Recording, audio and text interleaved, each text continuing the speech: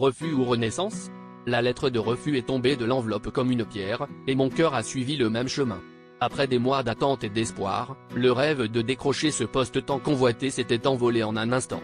Le choc s'est transformé en une tempête intérieure de doute et de déception. Pourquoi cela m'arrivait-il encore une fois? Mais au milieu de ce tourbillon d'émotions, une idée a commencé à germer, timide mais persistante.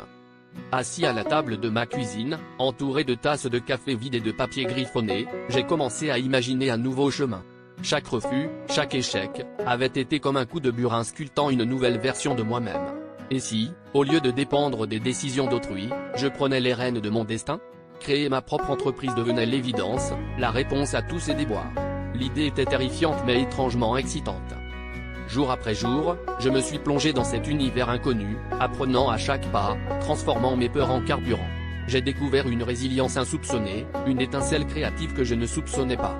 Les obstacles étaient nombreux, mais chaque petite victoire, chaque client satisfait, renforçait ma détermination. La route était longue et semée d'embûches, mais chaque défi relevé était une preuve que j'avais fait le bon choix.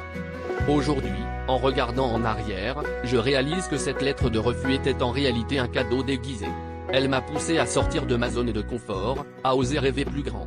Mon entreprise, qui n'était qu'une idée folle autrefois, prospère aujourd'hui et me rappelle chaque jour que les échecs ne sont que des détours sur le chemin du succès.